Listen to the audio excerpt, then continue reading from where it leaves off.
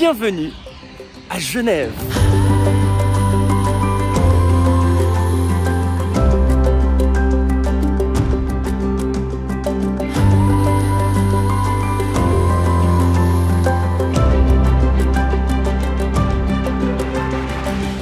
Là-bas, c'est le jet d'eau, le fameux jet d'eau sur le lac Léman. Mais ça, on ira tout à l'heure parce que d'abord, je voudrais aller au cimetière des Rois pour aller voir la tombe de Rodolphe Töpffer, qui est dit comme l'inventeur de la bande dessinée. Je voudrais aller faire un short là-bas, donc on y va direct comme ça, c'est fait. Et après, on peut s'occuper de la ville. Alors, ça y est, j'entre dans le cimetière des Rois. C'est très simple, je n'ai absolument aucune idée de où il est. Lachenal, ancien président de la Confédération suisse. Quand même. De toute façon, je crois qu'il est hyper élitiste ce cimetière. Tu vois, lui, je sais pas pourquoi, je pense que c'était un grand monsieur.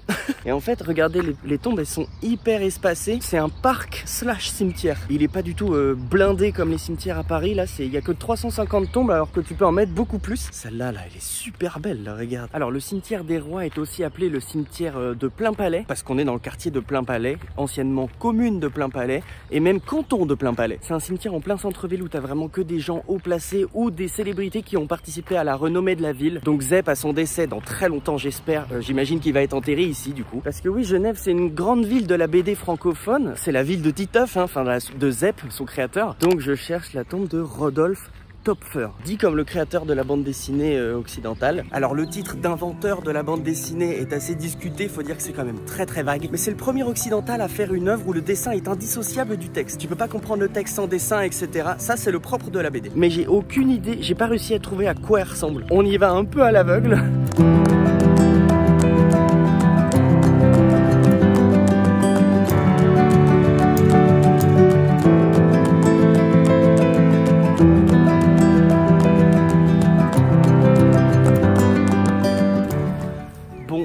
Ça fait 1 heure que je tourne dans le cimetière, j'abdique. J'ai fait 15 fois le tour et tout, je trouve pas. Il y a plein de tombes où c'est trop endommagé, on voit pas ce qu'il y a marqué, il n'y a pas de plan, enfin bref, j'abandonne. Par contre, pour me faire pardonner, il y a un buste de Töpffer dans Genève et on va aller le voir. Suisse. Ça y est, on y est. Rue Rodolphe Töpffer. Caricaturiste et écrivain genevois, 1799-1846. Et regardez ce que je veux voir au fond là-bas. Il a ça, c'est le buste. Voilà, donc on sera quand même pas venu là pour rien. On est sur un demi-échec, ça va.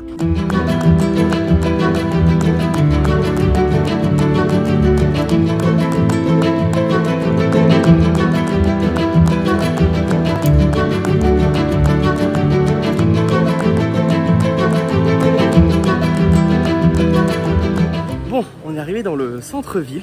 Je rappelle à tous les Français qui nous regardent que Genève n'est pas la capitale de la Suisse, c'est Berne. Mais la ville la plus peuplée, c'est ni Berne ni Genève, c'est Zurich. La Suisse est divisée en 3 grosses parties. La Suisse romande, qui est francophone, la Suisse alémanique, qui est germanophone, et le Tessin, qui parle italien. Et il y a aussi un petit bout qui parle romanche, la 4e langue officielle du pays. Je sais pas si vous voyez là, mais il y a marqué « Cette maison a vu naître la Croix-Rouge ».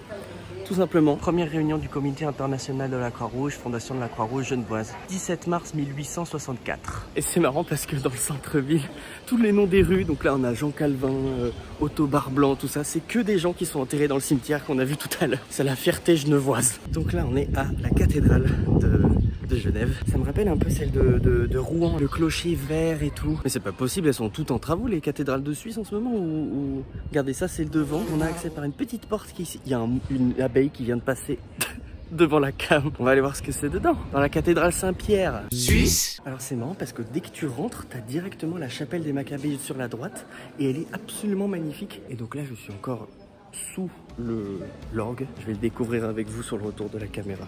Oh, ah oui, ça c'est un bon 8 sur 10 hein.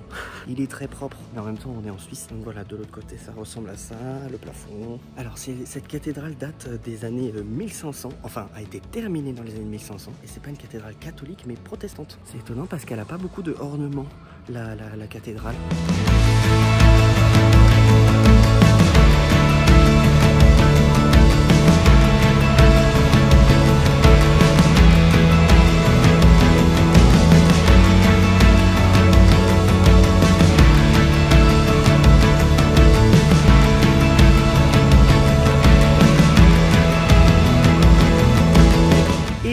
arrive au niveau du jet d'eau. Et en vrai, il est là depuis un bon bout de temps, hein. Il est là depuis la toute fin des années 1800. Il est arrivé à peu près en même temps que la Tour Eiffel, pour vous donner un ordre d'idée. Alors le jet d'eau, c'est l'emblème principal de Genève, c'est le plus gros truc touristique.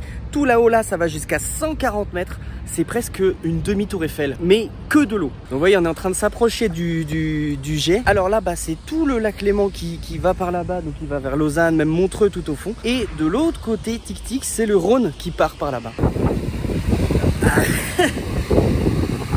Surprise, ça mouille. Le jet il part de là.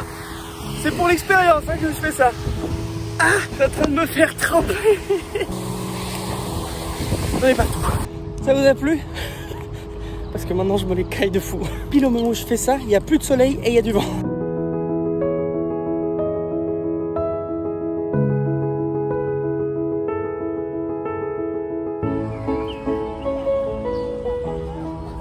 À Genève, il y en a partout. En France, il n'y en a que dans des gares, des pianos comme ça. À Genève, il y en a partout dans la ville et c'est une très bonne idée. La musique, c'est la langue universelle. Tout le monde parle la même langue. Bon, alors là, on a fait tout le tour. Regardez, le jet d'eau, il est en face maintenant. On est sur le quai du Mont Blanc et on est censé voir le Mont Blanc derrière cette petite montagne-là, ici, là. Et il y a des nuages et on le voit pas.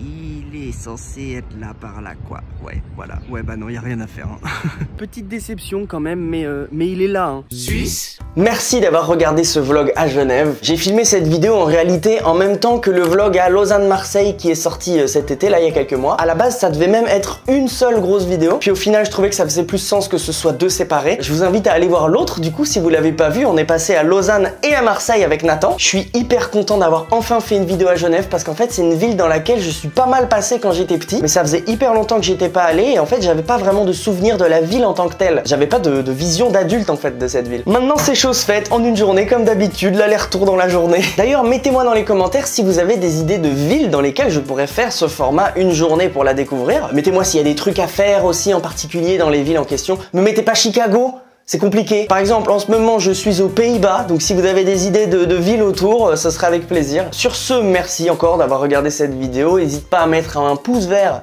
Oh là là, pouce vert. Mais quel âge j'ai! Vous les voyez les rides là? Vous les voyez? Ça se voit que ça fait longtemps que je suis sur YouTube. N'hésitez pas à mettre un like si vous avez aimé le contenu et si vous souhaitez m'encourager. Vous abonner évidemment pour voir les prochaines vidéos. Et puis sur ce, je vous dis à très bientôt. Salutations!